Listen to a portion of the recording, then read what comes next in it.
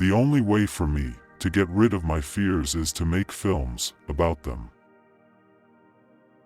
I don't want to appear disloyal to television, but I think reading will be good for you. By and large, I feel that the more interesting work in the field of murder is done by amateurs. They are people who perform their work with dignity and good taste, leavened with a sense of the grotesque.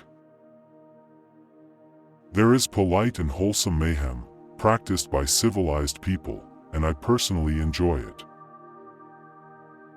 I can't forget what it's done to you. I've been thinking of nothing else since it happened. It's gone forever.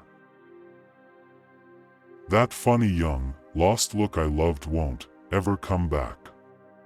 I killed that when I told you about Rebecca. It's gone. In a few hours, you've grown so much older. Seeing a murder on television can help work off one's antagonisms. And if you haven't any antagonisms, the commercials will give you some. The paperback is very interesting, but I find it will never replace the hardcover book. It makes a very poor doorstop. Some of our most exquisite murders have been domestic, performed with tenderness in simple, homey places like the kitchen table. There is nothing so good as a burial at sea. It is simple, tidy, and not very incriminating.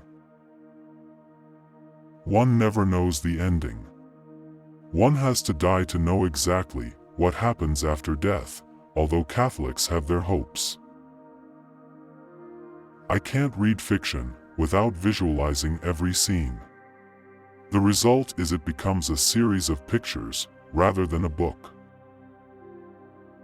In the documentary, the basic material has been created by God, whereas in the fiction film, the director is a god. He must create life. In films, murders are always very clean. I show how difficult it is and what a messy thing it is to kill a man.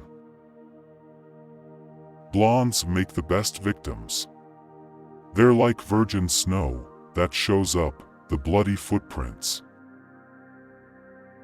Give them pleasure, the same pleasure they have when they wake up from a nightmare. I have a feeling that inside you somewhere, there's somebody nobody knows about.